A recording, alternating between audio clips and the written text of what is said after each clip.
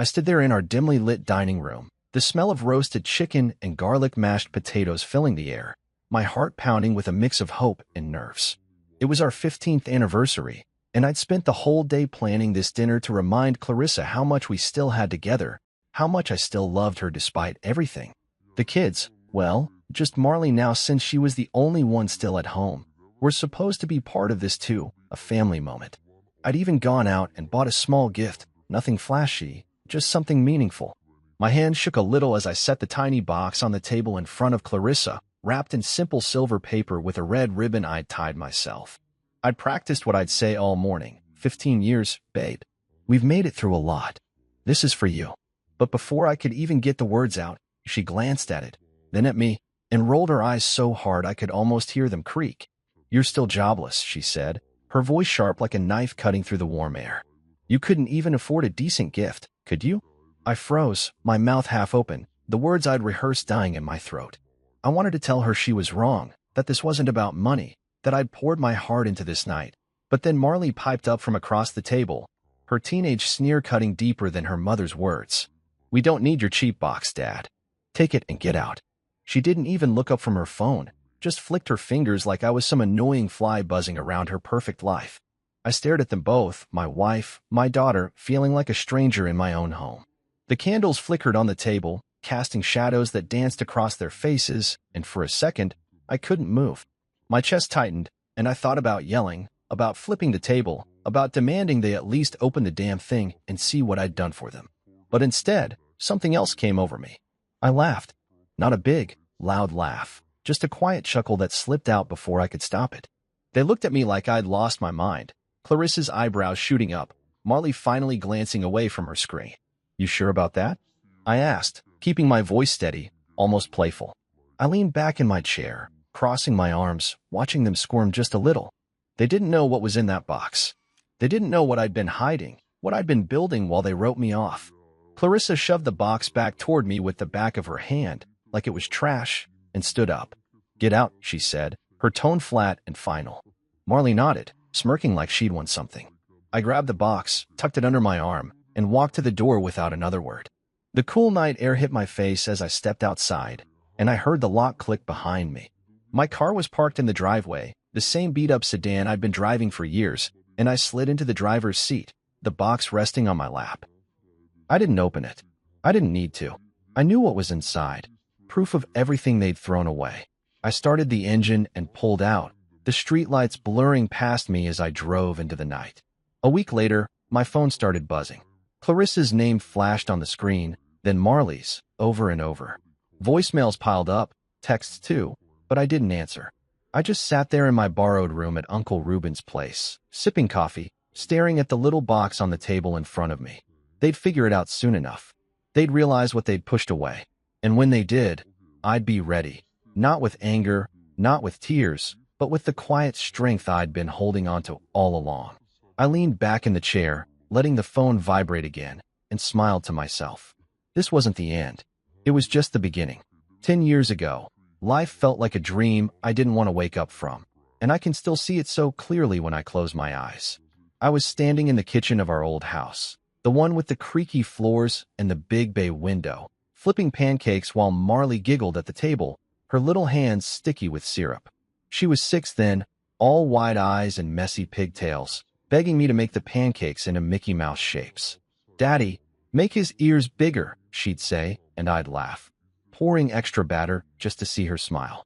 Clarissa would come in, still in her pajamas, her hair a wild mess from sleep, and she'd wrap her arms around me from behind, kissing my neck like we were still newlyweds.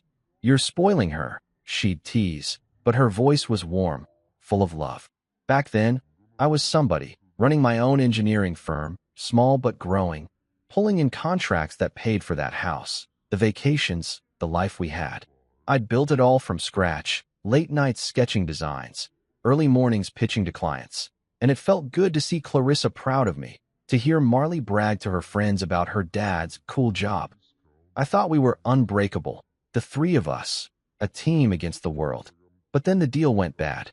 It was one big project, a bridge redesign for the city, and I'd sunk everything into it, every dollar, every hope. When the client pulled out last minute, claiming budget cuts. My firm took the hit. Creditors came knocking, bills piled up, and I had to let my team go, one by one, until it was just me in an empty office, staring at a phone that wouldn't ring. I sold the company for pennies, just enough to keep us afloat, but the damage was done. Clarissa's warmth faded first. She stopped hugging me in the mornings, stopped asking how my day was.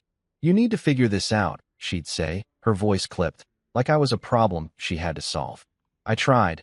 I took freelance gigs, fixed cars on the side, even drove for one of those rideshare apps, but it was never enough. The house went into foreclosure, and we moved into a smaller place, a rental with thin walls and a leaky roof. Marley was 10 by then, and I noticed her pulling away too. She'd roll her eyes when I tried to read her stories at night, muttering, "I'm not a baby, Dad," and I'd laugh it off, thinking it was just growing up. But it wasn't. She started copying Clarissa, parroting her complaints. "Why can't we have nice things anymore?" And I'd catch them whispering sometimes, glancing at me like I was the outsider. I kept hustling, picking up odd jobs, anything to put food on the table, but in their eyes, I wasn't the man I used to be. They didn't see the hours I spent trying to rebuild, the nights I stayed up worrying about how to make it right. They saw the fancy life I'd given them before, the big house, the trips to the coast, the clothes, and they loved that, not me. I'd come home from a long day, hands greasy from fixing someone's engine, and Clarissa wouldn't even look up from her phone. "You smell like oil," she'd say, wrinkling her nose, and Marley would giggle like it was a joke. I'd stand there in the doorway, feeling smaller every time, wondering where my family went. I tried talking to Clarissa once, late at night when Marley was asleep. "We can get through this," I said, reaching for her hand across the couch. She pulled away, her eyes cold. "You lost everything, Tom. What's there to get through?" That stung worse than anything, worse than losing the firm, because I realized she didn't believe in me anymore. Marley stopped asking for pancakes, stopped calling me daddy. She'd walk past me in the hall, earbuds in, like I was invisible. I kept going, though, scraping by, telling myself it'd get better, that they'd see I was still fighting for them. But deep down, I knew something had broken, something I couldn't fix with hard work or time. They didn't want the man I was now, just the life I'd lost. I couldn't shake the feeling that something was off, like an itch I couldn't scratch, and it had been gnawing at me for months. It started small, Clarissa coming home later than usual, her heels clicking on the floor past midnight. She'd say it was work, that her job at the marketing firm was demanding more hours, and I'd nod, trying to believe her.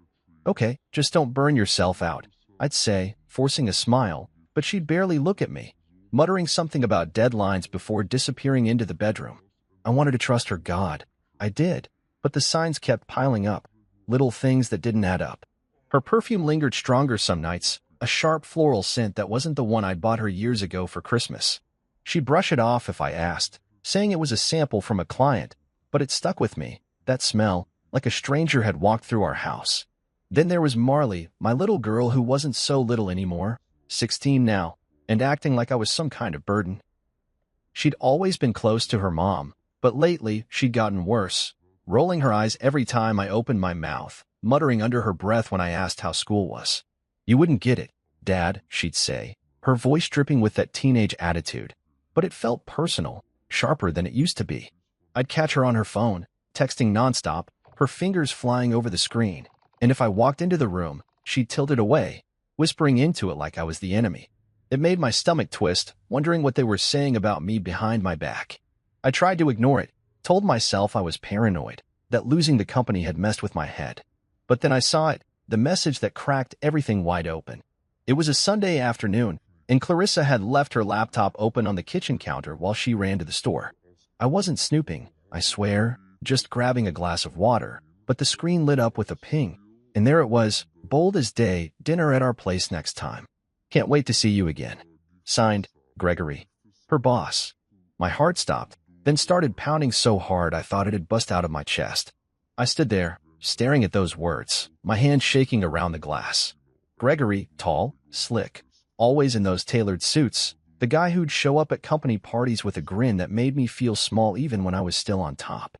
I'd met him a few times, shaken his hand, watched him charm the room while I stood there with my cheap beer. And now he was in my life, in my house, in my wife's head. I clicked the email thread, stupid, maybe, but I had to know, and it was all there. Months of messages, flirty at first, then outright planning. Lunch tomorrow? Missed you last night. He doesn't suspect a thing. That last one hit me like a punch to the gut. He was me. I was the fool who didn't see it coming. I closed the laptop, my hands sweaty, and sat down hard on a stool, trying to breathe. Clarissa wasn't just cheating, she was building a whole new life without me, and she was dragging Marley into it. I thought back to those whispers, the way Marley smirked when Clarissa brushed me off, how she'd started calling me embarrassing in front of her friends. It wasn't just teenage rebellion, she was learning it, soaking it up from her mom like a sponge. Clarissa wanted out, and she was making sure Marley hated me enough to follow her, to leave me behind without a second thought. I heard the front door open, Clarissa's keys dingling as she walked in, and I stood up, shoving the stool back. She froze when she saw me, her eyes flicking to the laptop, then to my face. "What's wrong with you?" she asked, casual, like nothing was up. I wanted to scream, to throw the laptop at her, to demand why him, why now, why us. But I didn't. I just looked at her, really looked, and saw someone I didn't know anymore. "Nothing," I said, my voice low, steady. "Just thinking." She shrugged and walked past me, that damn perfume trailing behind her, and I knew right then, she wasn't mine anymore. Neither of them were. I couldn't let it sit there, festering inside me like some rotten thing, so I decided to confront her that night. The house was quiet, too quiet, the kind of silence that presses down on you until you can't breathe. Marley was upstairs, probably glued to her phone, and Clarissa was in the living room, flipping through a magazine like everything was normal. I stood in the doorway, watching her for a second, her perfect hair, her manicured nails, the way she sat like she owned the world, and I felt this mix of anger and sadness boiling up. I'd seen the emails, I knew about Gregory, and I couldn't pretend anymore. "We need to talk," I said, my voice rougher than I meant it to be. She didn't even look up at first, just turned a page and sighed like I was interrupting her. "What now, Tom?" she said, finally glancing at me, her eyes cold and impatient. I took a step closer, my hands clenched at my sides, trying to keep calm. "I know about Gregory," I said, straight out, no dancing around it. "I saw the messages. You're not even trying to hide it anymore, are you?" For a second, she froze, her fingers hovering over the magazine, and I thought maybe she'd deny it, maybe she'd cry or apologize. But then she laughed, sharp and mean, like I'd told her a bad joke. "Oh, you finally figured it out," she said, tossing the magazine onto the coffee table and leaning back on the couch. "Took you long enough." I stood there, stunned, my mouth dry, waiting for something, anything, to make sense. "So that's it?" I asked, my voice shaking now. "You're just done with me? With us?" She smirked, crossing her arms, and it was like looking at a stranger wearing my wife's face. "You think I want to spend my life with a has-been?" she said, every word slicing into me. "Greg takes care of me. He respects me. He's got a future, something you haven't had in years." I wanted to yell, to tell her I'd been trying, that I'd never stopped fighting for us. But then Marley's footsteps thudded down the stairs, and she stopped at the bottom, staring at us. Her hair was tied back, her face blank, and she didn't say a word, just stood there, watching. I looked at her, my little girl, hoping she'd say something, anything, to show she still cared. But she didn't. She just crossed her arms like her mom, silent, picking her side without even opening her mouth. Clarissa kept going, like Marley being there made her bolder. "This is his house now," she said, nodding toward the walls I'd painted, the furniture I'd hauled in when we moved here. "Greg's moving in soon. If you want to stay, you better start contributing something useful. Rent, maybe, since you can't do much else." My head spun, and I felt sick, like the floor was dropping out from under me. His house. This was my home. Our home. The place I'd sweated to keep even after the company tanked. And now she was handing it over to some slick bastard who'd probably never lifted a finger for her the way I had. I looked at Marley again, searching her face for a crack, a hint of the kid who used to hug me goodnight, but she just stared back, her eyes hard, like I was nothing to her. "You agree with this?" I asked her, my voice breaking a little. She shrugged, barely moving her shoulders, and muttered, "Whatever Mom says." That was it, the knife twisting deeper. They teamed up, decided I was disposable, a dead weight they could cut loose. I could have fought, could have screamed that I'd built this life for them, that I loved them through every failure, every late bill, every cold night. But standing there, with Clarissa smirking and Marley looking through me, I saw the truth. They didn't care. They hadn't for a long time. I took a deep breath, forcing my hands to unclench, and something shifted inside me. Anger turned cold, sharp, like a tool I could use. "Fine," I said, my voice steady now, low and quiet. Clarissa raised an eyebrow, waiting for me to beg or break, but I didn't. I just nodded, slow and deliberate. "You want me gone? I'm gone. But you're gonna regret this." She laughed again, waving me off like I was a kid making empty threats. But I wasn't. I turned and walked out of the room, my footsteps heavy on the hardwood, and I didn't look back.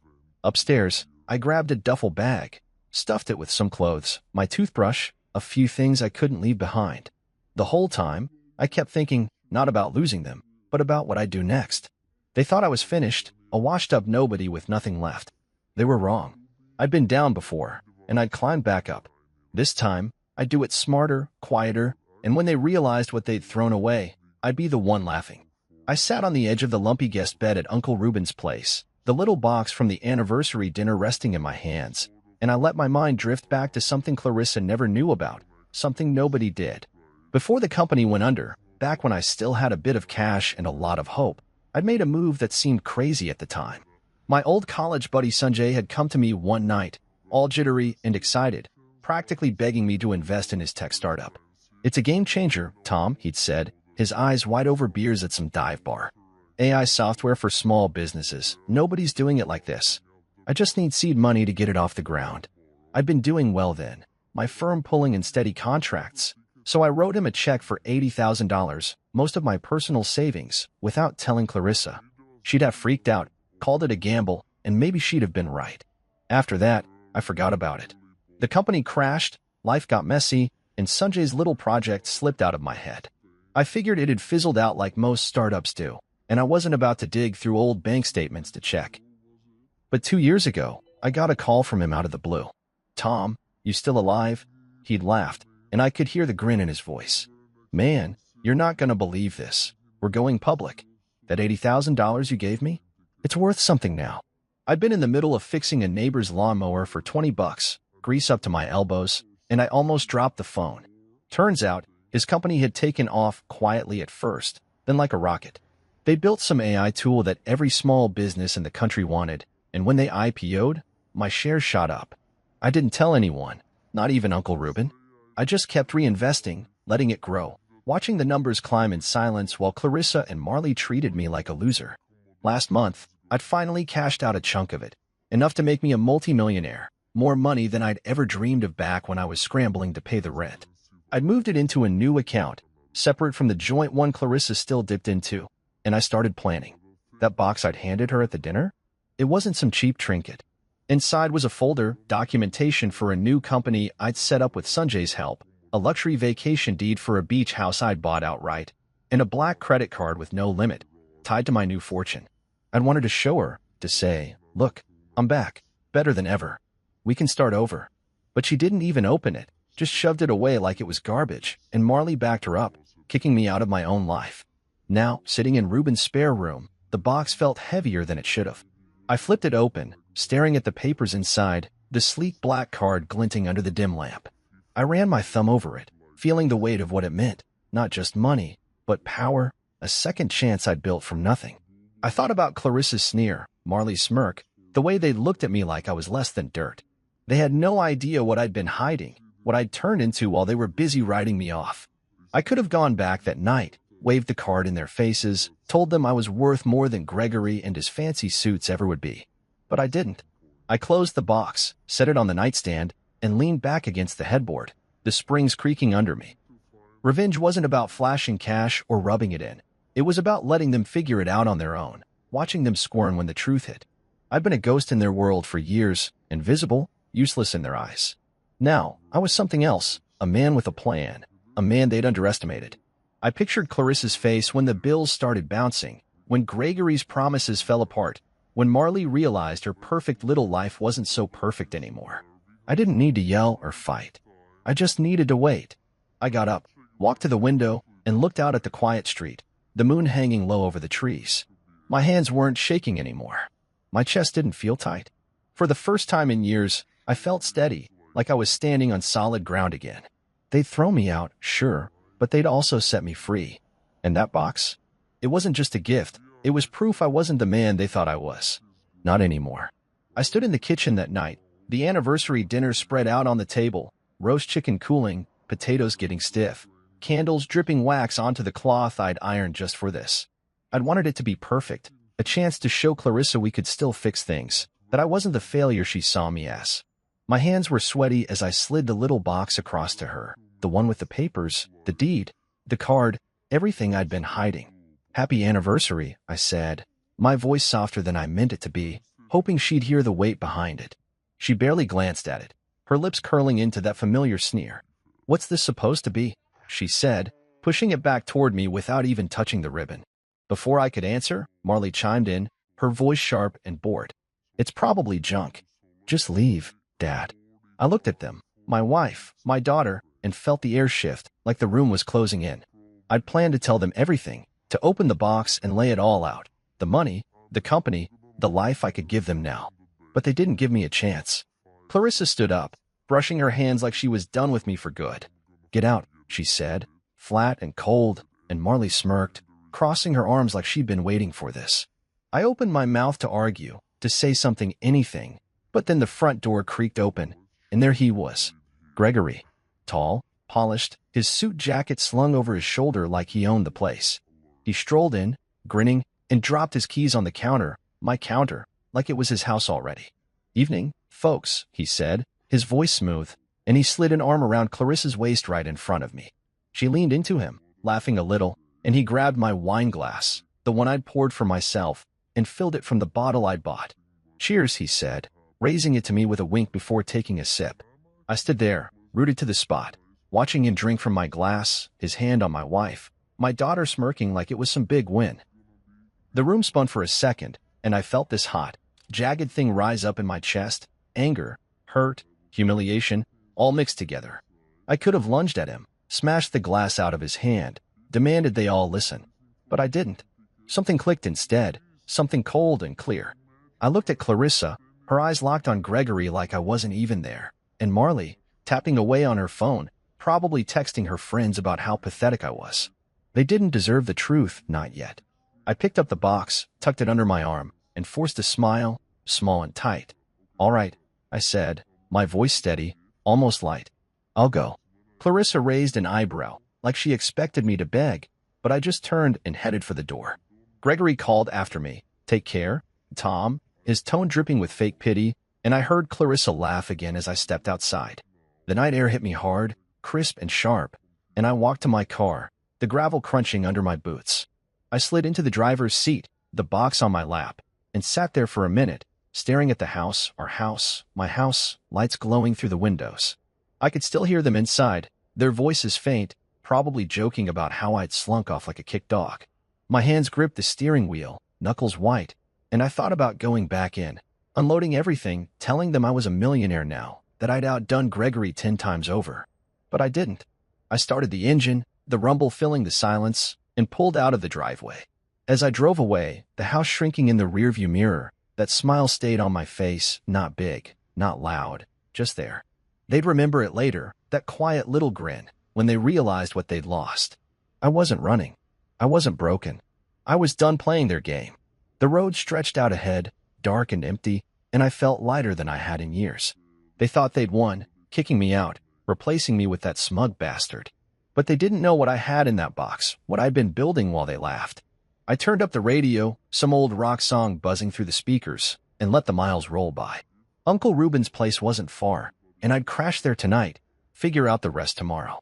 For now, I just drove, the weight of the box a reminder, not of failure, but of power. They'd changed everything that night, sure, but not the way they thought. They'd set me loose, and I was ready to rise. I woke up the next morning on Uncle Reuben's old couch, the springs digging into my back, the smell of strong coffee pulling me out of a restless sleep. My duffel bag sat in the corner, the little box perched on top like a silent promise, and I could still hear Clarissa's voice from last night, "Get out," echoing in my head. Reuben shuffled in, his gray hair sticking up, a mug in each hand. "Told you she was poison," he said, gruff as always, handing me the coffee. I took it, the heat seeping into my palms, and nodded.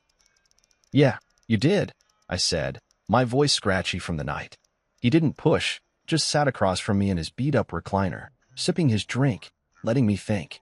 I'd crashed here after driving away from the house. The image of Gregory pouring wine into my glass burned into my brain. But sitting there, with the morning light creeping through the blinds, I didn't feel broken. I felt awake, really awake, for the first time in years. Ruben's place was small, cluttered with old tools and fishing gear, but it was solid, a lifeline I could grab onto. "What's the plan, kid?" he asked, eyeing me over his mug. I leaned back, the coffee bitter on my tongue, and let the pieces fall into place.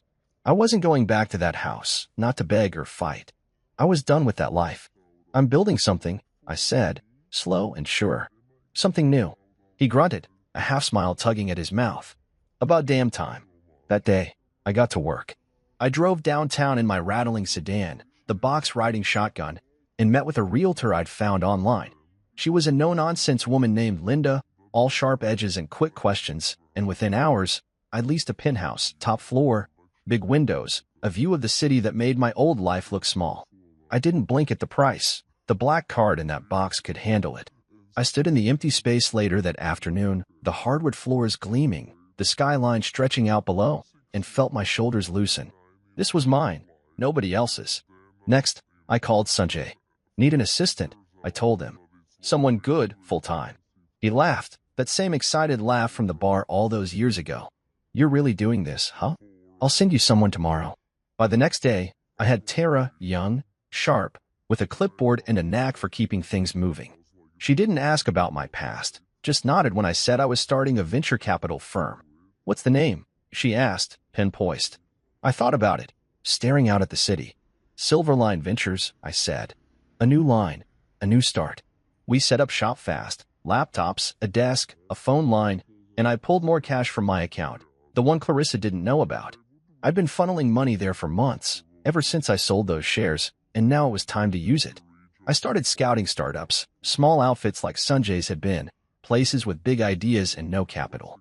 I'd been on the other side once, begging for a chance, and now I could give it. Silverline Ventures wasn't just a name, it was me, back in the game, stronger than before. Clarissa and Marley didn't cross my mind much those first few days. I was too busy, too focused. Tara handled calls, I met with founders, and Ruben dropped by with takeout, grumbling about the traffic but grinning when he saw the penthouse. "Not bad, kid," he said, clapping me on the shoulder. I was building in silence, brick by brick, and it felt good, damn good, to be the one in control again. Then the letters started showing up. The first one came a week after the dinner, forwarded from the old address to Ruben's. Clarissa's handwriting, neat and slanted, on a plain envelope. I didn't open it, just tossed it on the kitchen table and kept moving. Another came 2 days later, then a third, each one thicker, like she was pouring more words into them. I didn't read those either. Marley sent one too, her messy scrawl a shock after all her silence, but I left it unopened with the rest. My phone buzzed sometimes, her number, then Marley's, but I let it go to voicemail. I didn't need to hear their voices yet. I knew what was coming. They'd figure it out soon. The money, the life I'd hidden, and they'd want back in. But I wasn't ready to let them.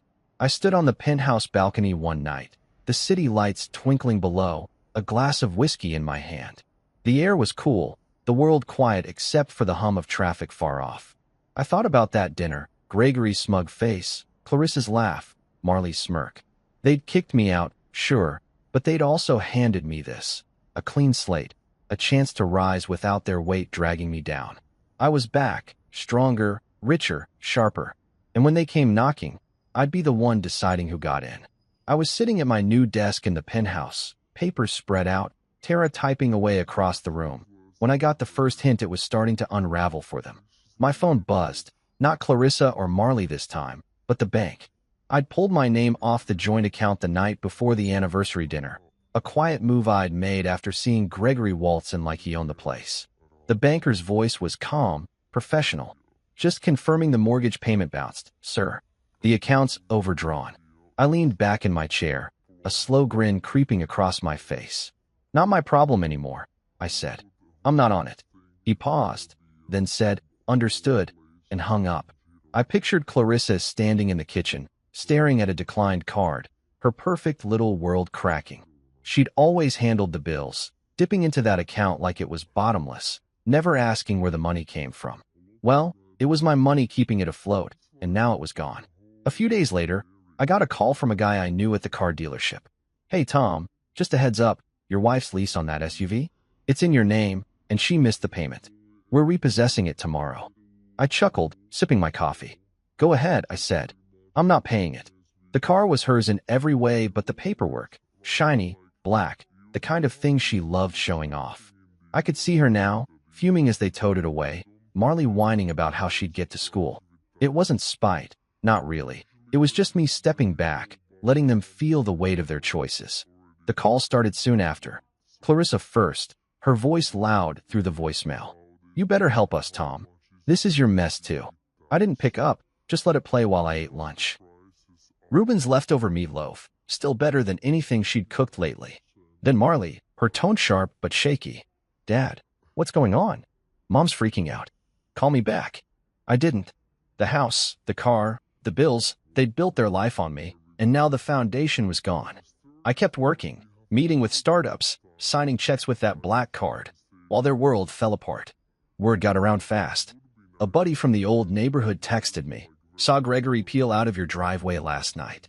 Looked pissed." I wasn't surprised. Sanjay had done some digging for me. Turns out Gregory's successful life was a house of cards. Bad investments, a failing side hustle, debts he couldn't pay. He'd been leaning on Clarissa's stability, her house, her money, my money, to prop himself up. When the mortgage bounced and the car vanished, he bolted. I laughed out loud when I heard, imagining her face when he walked out, leaving her with nothing but her pride. Marley started posting online, vague, dramatic stuff like everything's falling apart and people suck. I saw it on my phone one night, scrolling while Tara ordered takeout. The kid who'd smirked at me was crumbling, and part of me felt a pang. She was still my daughter, but it faded fast. She'd chosen her side. The calls changed after that. Clarissa's voice softened, desperate now. "Please, Tom, just talk to me. We can figure this out." Then Marley, quieter, almost scared. "Dad, I'm sorry. Can you call me?" I let them stack up, a dozen voicemails I didn't answer. They'd kicked me out, laughed me off, and now they were drowning. One night, I was on the balcony, the city humming below, a beer in my hand, when the phone rang again. Clarissa. I stared at it, the screen glowing in the dark, and something made me pick up. Her voice came through, small and shaky. "Tom? Oh God, please don't hang up. I miss you. Can we meet?" I let the silence stretch, listening to her breathe, picturing her in that house, empty now, no car, no Gregory, no money. "You threw away a diamond for costume jewelry," I said, my voice low, steady. She didn't say anything, just sniffled, and I hung up. That was it. No yelling, no begging, just the truth. I set the phone down, took a long sip of beer, and looked out at the lights. The fall had begun, and I didn't lift a finger to stop it. They'd made their bed, let them lie in it.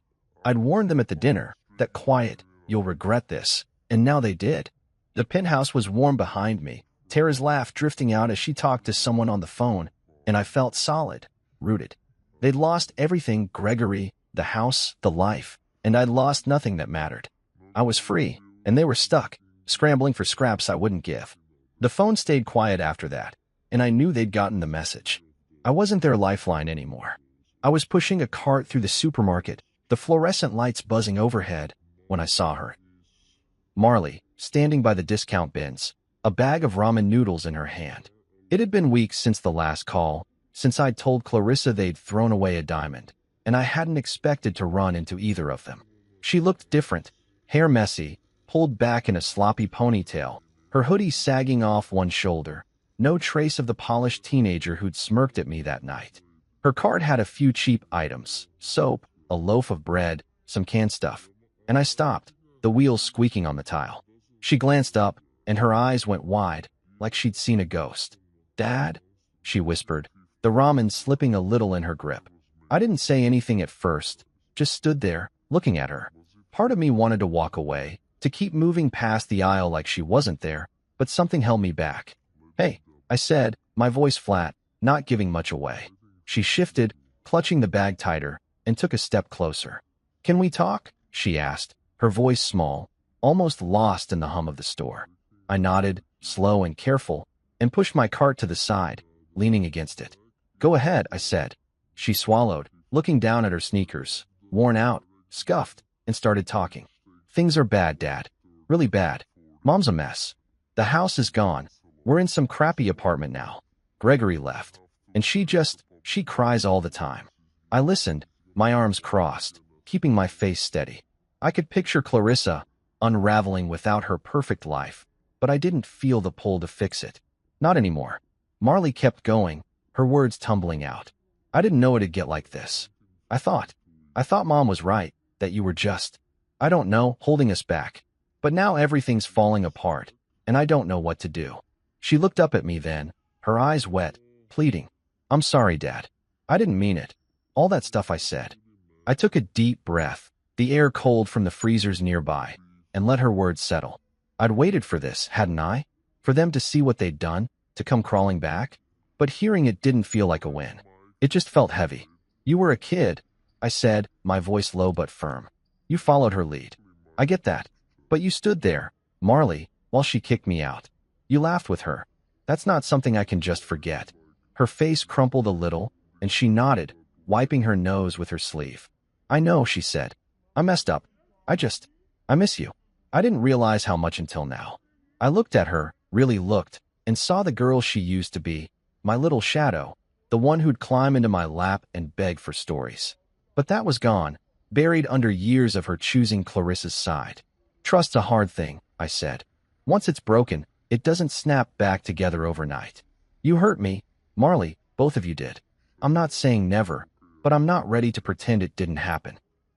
She nodded again, tears spilling now, and I felt that old ache in my chest, the one that came from loving her even when she turned away. Okay, she whispered. I just wanted you to know. I didn't hug her, didn't promise anything, I couldn't yet. I just gave her a small nod and said, take care of yourself, before pushing my cart past her. The rest of the shopping felt mechanical, my hands grabbing cereal and milk while my mind churned. That night, an email popped up from Clarissa. Tom, I was angry. I was stupid. Please, let's have coffee. I stared at it, the cursor blinking, and typed back. The man you insulted is gone. The man you need now doesn't exist for you. I hit send and closed the laptop. She didn't reply, and I didn't expect her to. I sat on the penthouse couch, the city lights glowing through the windows, and thought about Marley's face, lost, scared, sorry. I'd meant what I said. Trust was a slow build, and they'd torched it. But she was my kid, and that tugged at me, even if I didn't want it to. I didn't owe them anything, not after what they'd done, but I wasn't sure I could cut them off forever either. Not yet. I got up, poured a glass of water, and stood by the window, watching the world move below. They were falling, and I was rising, and maybe someday there'd be a middle ground.